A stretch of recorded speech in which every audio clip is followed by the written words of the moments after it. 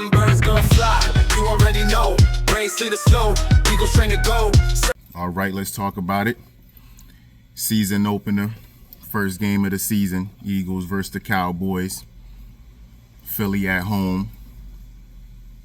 End of regulation 24-20. Let's recap the game real quick and talk about some key takeaways. At the beginning of the game, Rodney Harrison, I don't know what's going on with journalism. Some questions, come on, man. This guy says, how much respect do you have for Dak Prescott? What does that have to do with anything, bro? We didn't even play the game yet. Isn't that a question for after the game? It would make more sense to ask something like that after the game. Moving on from that, 6 seconds in, Ben Van Sumeren gets injured. It looks almost non-contact. It was during a block, but then he grabs for his leg after that. I was really looking forward to that fullback position being played. Open up more running lanes for Saquon. I guess we won't see what that's going to look like at all. The elephant in the room, let's talk about the spit gate. JC has to do better than that. You can't take the bait, man. Because at the end of the day, you already got the label on you. They're already looking for you to be the crash out. You're already going to be the bad guy regardless of what happens.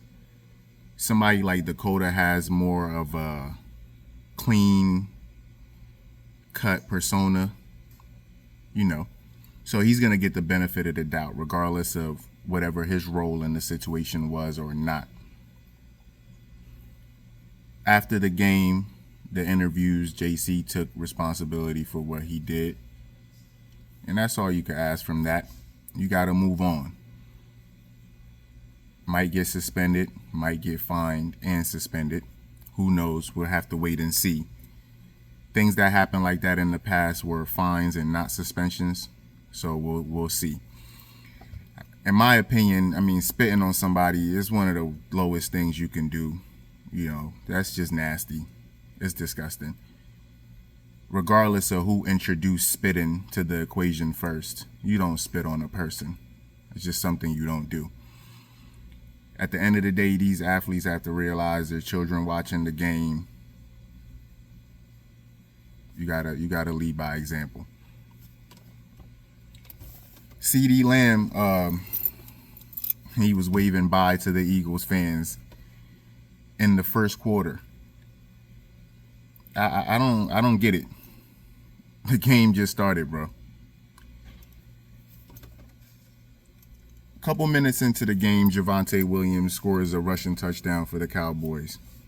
And we have to acknowledge how easy the Cowboys got their first 2 touchdowns. We can't have that. We had to work a lot harder to get ours in comparison to how easy it was for them to get theirs. Regardless of the flags or not, they kind of marched down the field for the first touchdown. It was 11 minutes and 52 seconds left in the first quarter, and they already had a touchdown. We had three kickoff flags for the Eagles. Have to do a lot better than that. We can't be getting flags on special teams before the drive even starts. Giving them short field. They have a kicker that's making 65-yarders. That's just a no-brainer. You can't have that. Jalen Hurts, first rushing TD. 5 minutes and 48 seconds left in the first quarter. So like I said, we have to work for everything. But the positives of that, you have to take advantage of things like that. I felt like in the 2023 season, we didn't see a lot of that from Hurts because of the injury. But yesterday showed he was the leading rusher on the team. So you do what you will with that. Game tied up at the end of the first. Going to the second quarter, 14 minutes and 56 seconds left in the second quarter. Javonte Williams, another rushing TD. Like I said, it seemed like the first 2 touchdowns that Dallas got, it was just easy. It came to them easy. They didn't really have to work too hard for it. The defense got to hunker down on that. Can't be letting that happen that easily. There's going to be better teams, and you can't keep going down and trying to play catch up. You're going to end up paying for that. Another Jalen Hurts rushing touchdown to tie the game up at 14-14. So, getting it done with the legs, that's a big deal. You're not going to get that every game, but the games that you can get that, you have to take advantage of it, especially if you can score touchdowns off of it. Nolan Smith Jr. got 2 flags, and one of them was a very big deal. I mean, you can celebrate, but when you're an Eagle, every little thing, they're not going to call things that's supposed to be for you, and they're going to call everything against you. You should just know that. Celebrate with your teammates, man. Don't stand over the guy, even if it's for 1 second. They're looking for that. Jalen Hurts got punched in the face during the play. They didn't call it. They're not looking for that. But when you're an Eagle, they're looking for that. So you can't give it to them. Saquon Barkley touchdown run in the second quarter. One of the better runs of the night. He had two solid runs. That was one of them. Big throw to Jahan Dotson for 51 yards. That was the one big throw of the night from QB1. And if we could work Jahan more into the plays like that, everybody's already worried about AJ and Devontae. If Jahan can produce like that, even if it's one of those catches a game, it's going to open up things for the other guys. Dallas Goedert, very, very efficient. 7 for 7. You can't ask for more. QB1 taking the check downs to Barkley. 4 receptions, 5 targets. Dallas Goedert being utilized like that. That's 12 throws right there to tight end and running back. You get a lot more of that, you'll get a lot more production. Once again, and it'll also open up the other guys. Going into the third quarter, QB1, 12 for 15, 111 yards, took 1 sack. Not bad. Not bad going into the third quarter. Got a 58-yard field goal by Jake the Make. If we can get that going this year, people forgot that he had that ability before. A lot of people kind of judged him off last year, calling him Missy Elliott. He missed a lot of easy field goals last year, and he missed a lot of difficult field goals last year. I think he was about 1 for 7 on 50-yarders last year. And he was capable of making those before. And if he gets back to that form, we can expect a lot of taking the points that much more. We won't have to force 4th and something that is unnecessary depending on field position if you can have Jake Elliott be good from 50 out. Adoree Jackson, I don't understand how he beat out Kelee Ringo for the position of CB2. I guess Kelee Ringo is not what we expect him to be by this stage of his career. But Adoree Jackson, 9th year in the league, playing that far off the ball. He's not a bigger guy, so he's not that physical. I don't feel like he's a threat in the tackling. If you're gonna play that far off the ball, you have to lay the smack down when you tackle somebody, bro. So if you're not gonna play on the ball and then you're also not a big hitter, you're gonna get targeted. We don't know how good yesterday was or not, because A lot of those throws were targeting Adoree Jackson. Starting out in the game, 30-yarder, 24-yarder, 30. He just big completions that it was just he was more focused on the tackle after the catch. And if you're gonna be doing that, somebody that's gonna throw 30 something times a game, they're gonna feast on that. That's just plain and simple. When Miles Sanders had that 50-yard run, that was a blown assignment by Adoree Jackson as well. If you watch the play, I don't know what he was thinking about. He went on the outside, and when he cut back on the inside, he just kind of flailed his body. He didn't go for the tackle. Miles Sanders is not Derrick Henry. I don't understand why you're not filling the gap. And shout out to Zach Bond. They said that he ran about 20.6 miles an hour to save that touchdown play. You know, that's the effort that matters right there. First time captain, that's what you want to see from a captain, you know, because if you just rely on somebody else to do it and somebody else doesn't do it, that's a touchdown right there. And on that same drive, they ended up getting a fumble out of that. So effort matters, you know. It's just everything can be going a certain way. It doesn't have to end that way. So shout out to Zach Bond for saving that. And ultimately, Quinyon Mitchell got the recovery of the fumble later in the drive. So that right there, that was a big deal. And before that play, the Reed Blankenship flag, I don't agree with that. If you look at the play, he wasn't trying to hit a defenseless receiver. I mean, what are you supposed to do in that situation? He didn't do anything crazy, not in my opinion. He even looked like he was trying to save the guy, Jake Ferguson, from any further damage. So throwing a flag on that play, I mean, how are we supposed to play when the game is moving so fast? As a fan, I would watch that situation and blame Reed Blankenship for allowing the catch. He didn't know it was going to be a catch, even though it was an incomplete pass. He didn't know that. He's playing the game. He sees the guy hands on the ball. He's supposed to crash down on him. So that's what happened there. Can't really blame Reed for that. I guess the referees first week, they don't want to, you know, miss calls, I guess, even though they missed a lot of calls on both sides.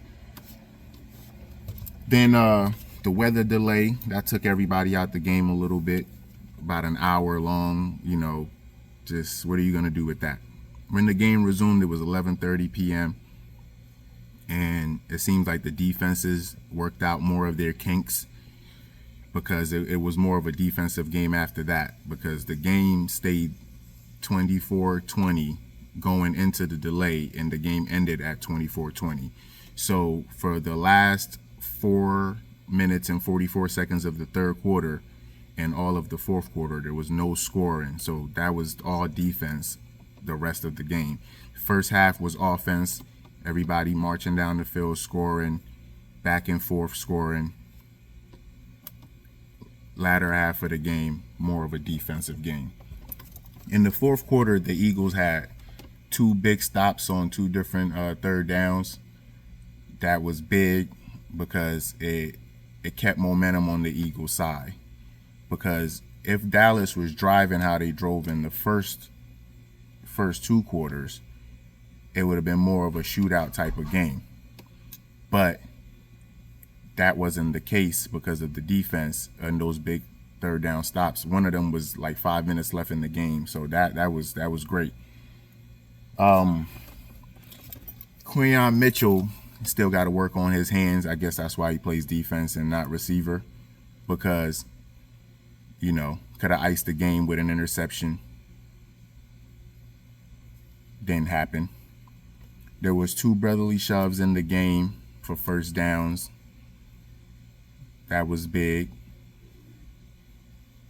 Dallas had a flag for 12 men on the field after the first brotherly shove. In my opinion, I don't think that first one was really picked up. If they had a chance to replay it, they might have called it back. So thankfully, Dallas was able to get a flag that even moved everything forward, and it was a 1st and 5. They didn't get a chance to even look at it. On that 4th and 3, when Dallas went for it all, the ball hit CD in the hands. He should have caught it. That was his 4th drop of the night, and the most important drop, because if it wasn't for that drop, who knows what happens, because that would have put them in a good field position with enough time left on the clock. So that drop was a crucial drop, and it just shows that he's not A.J. Brown, because A.J. Brown, I don't know if he's still injured. Eagle fans know that he didn't practice a lot in the offseason, dealing with a hamstring injury. So maybe he was just out there playing decoy. Maybe it was the defense blanketing him up. Who knows? But the one target and the one catch that he had for the game, to me, was the most important catch of the game. It was the most important throw of the game, because it was crucial.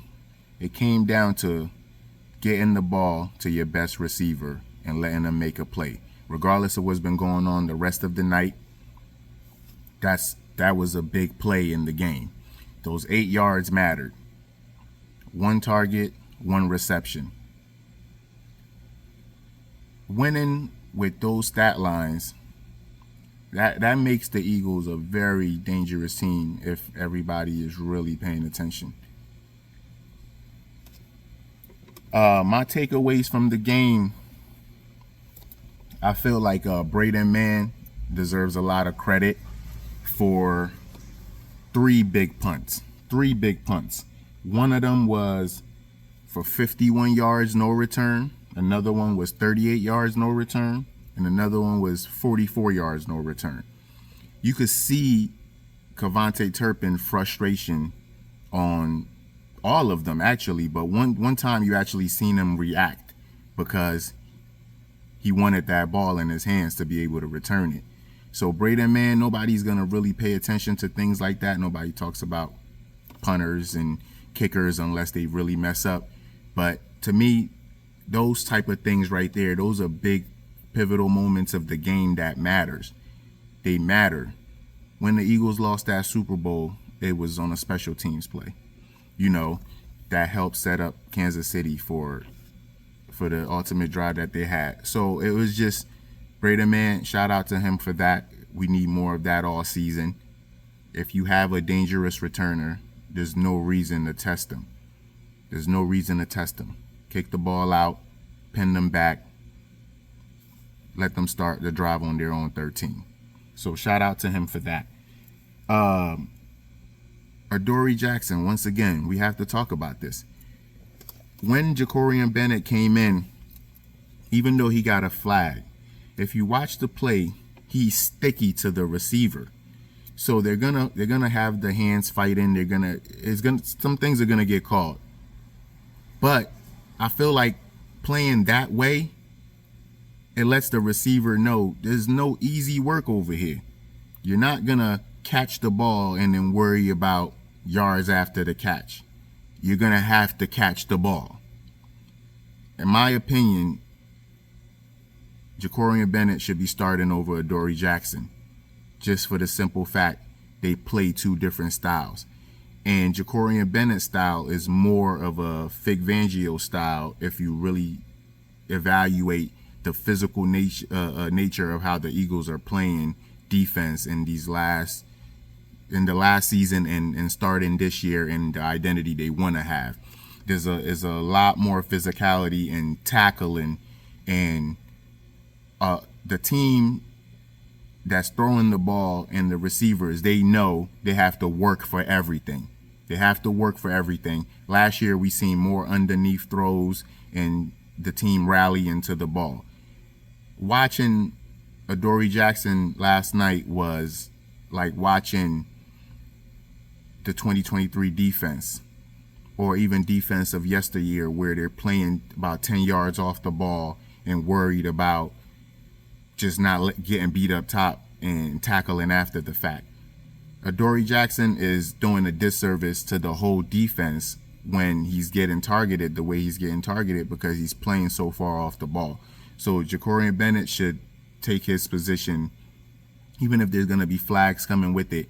Later in the season, they're not going to be throwing all those flags like that. And if it's not a star receiver, they're not going to be throwing all those flags like that. They're going to let them play. So they need to switch that out. I spoke about Jalen Hurts checkdowns. That's a big deal. He has to take a lot more of those this year. I don't care if they're going to call it dinking and dunking. The best have done that. So you got to take what the defense gives you. One big throw all night, somebody else will criticize that. To me, when it happened at the right time. It keeps the defense honest. It lets them know you're willing to do it without forcing anything. So, having no interceptions, 4 incompletions, 3 of those incompletions were throwaways and 1 drop by Saquon Barkley. So, throwing the ball 23 times, 19 completions, I'll take that. That's efficiency right there. You don't need to throw the ball more than you need to throw the ball. He ended up being the leading rusher on the team as well. So he really carried the game, especially with the defense having to look different. First game of the season, lot to clean up. A lot of the starters didn't play in the preseason. So there's a lot of things to adjust. They're going to clean it up. Offense started the game well. Kind of slowed down towards the end, did the things they need to do to kind of run out the clock and wear out the game, especially when it turned to more of a defensive game. So we'll take it. A win is a win. It's a great way to start the season. Home opener. The coach and QB won. They've won every home opener and the first games of the season since they've been together. So, keeping that continuity is a good thing, and hopefully more good things come from that. I mean, that's an assessment right now. Defense has to tighten up.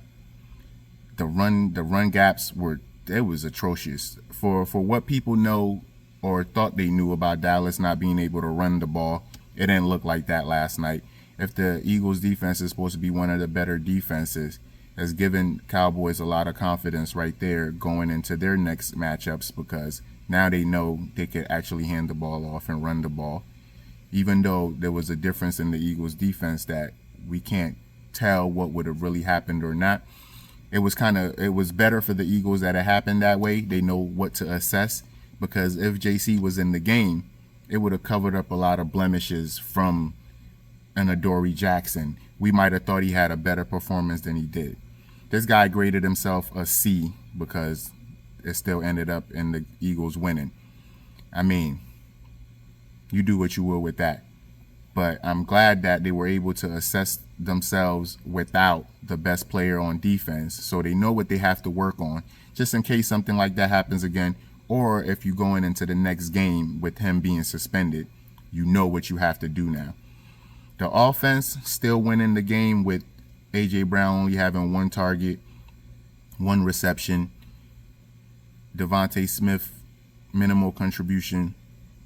That's, and Saquon Barkley being limited to 18 rushes with 60 yards. And a lot of his runs, especially in the second half, he was stuffed at the line. Stuffed at the line. So there's only good things coming up from here. The defense, they're not going to be facing teams with 2 number 1 receivers. So this was a good test to start things and assess where you're at.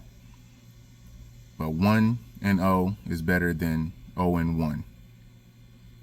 Beginning of the season, next game versus Kansas City in KC.